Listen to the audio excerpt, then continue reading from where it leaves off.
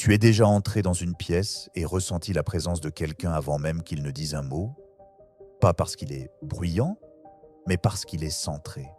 Son énergie ne s'étend pas vers l'extérieur, elle t'attire vers lui. C'est ça, la vraie présence. Et aujourd'hui, c'est devenu rare, parce que la plupart des hommes jouent un rôle. Ils courent après l'attention, après les femmes, après la validation, et appellent cela la liberté. Mais ce n'est pas la liberté, c'est du bruit. La vraie liberté commence quand tu arrêtes de fuir toi-même. 1. Discipline sexuelle. Transformer le désir en direction. Soyons honnêtes, la plupart des hommes sont épuisés, non pas parce que la vie est trop dure, mais parce qu'ils donnent sans cesse leur énergie à ce qui ne la mérite pas. Ils confondent plaisir et but. Ils recherchent des plaisirs rapides au lieu de construire une vraie puissance. Le sexe n'est pas l'ennemi. Ton besoin inconscient de sexe l'est. Chaque fois que tu cèdes à l'impulsion, tu perds de ton énergie. Ta concentration se disperse. Ton respect de toi-même s'affaiblit. Tu commences à vivre dans la réaction au lieu de la création. Un homme qui maîtrise son énergie sexuelle ne court pas après les femmes. Il attire l'alignement. Il ne cherche pas désespérément la validation, car il est déjà plein de l'intérieur. La culture du sexe occasionnel a appris aux hommes à consommer l'intimité au lieu de la vivre, à collectionner des corps plutôt qu'à connecter des âmes. Et à chaque fois que tu le fais, quelque chose de sacré s'émousse en toi. Quand tu choisis enfin de te partager, fais-le avec profondeur, pas avec faim. Parce que le sexe n'est pas une fuite, c'est un échange.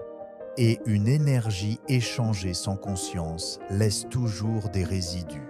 Sois intentionnel, apprends la présence, écoute son corps, pas ton ego. Fais-en une communication, pas une performance. Un vrai homme ne conquiert pas.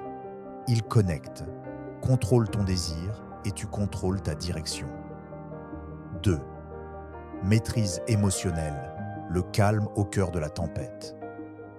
Les hommes modernes sont émotionnellement réactifs, en colère, amers, anxieux. Parce que personne ne leur a appris que le calme est une force.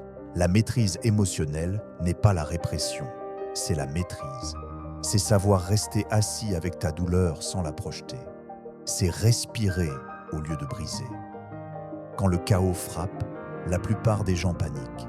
Mais l'homme qui reste enraciné devient la gravité pour les autres. C'est ça, le vrai leadership. Pas le pouvoir sur les autres, mais le pouvoir en soi. Quand tu arrêtes de laisser tes émotions diriger tes décisions, tu cesses d'être un garçon mu par le moment et tu deviens un homme guidé par une vision. 3. Communication. Parle avec l'âme, pas avec le bruit. Tes mots portent ton énergie. Si ton énergie est chaotique, tes paroles le seront aussi. Arrête de trop expliquer. Arrête d'essayer de convaincre. Parle moins, mais fais que chaque mot compte. Quand tes paroles viennent de la confiance en toi, elles ont du poids. Tu n'as pas besoin de dominer une pièce pour être entendu. Tu dois raisonner. Dis ce que tu penses. Pense ce que tu dis. Laisse le silence faire le reste. Plus tu deviens conscient de toi-même, moins tu ressens le besoin de prouver. La vraie communication ne consiste pas à paraître puissant, mais à parler avec vérité, depuis un cœur enraciné. 4. Discipline, l'architecture de la puissance. La discipline n'est pas une restriction, c'est une dévotion. C'est choisir le but plutôt que l'impulsion, encore et encore, jusqu'à ce que cela devienne ta nature. La motivation disparaîtra, l'émotion te trahira. La discipline est la seule chose qui reste quand tout le reste s'efface. C'est faire ce qui doit être fait, surtout quand tu n'en as pas envie. C'est la promesse silencieuse que tu te fais quand personne ne regarde. L'homme moderne cherche le confort, mais le confort tue l'esprit masculin. La douleur forge la présence. La résistance construit la révérence. La discipline n'est pas une punition, c'est le chemin vers la paix. 5. Respect de soi, l'autorité silencieuse. Sans respect de soi, tout s'effondre. Tu ne peux pas exiger la loyauté des autres si tu te trahis chaque jour. Tu ne peux pas attirer le respect si tu tolères ta propre faiblesse. Le respect de soi se construit dans les petits moments. Quand tu dis non à ce qui insulte ton âme.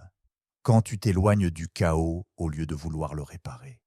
Quand tu choisis la solitude plutôt qu'une compagnie superficielle. Un homme qui se respecte n'a rien à prouver. Ses limites parlent pour lui. Son silence commande plus de respect que les cris d'un autre homme. Respecte-toi d'abord et regarde comment le monde commence à te refléter.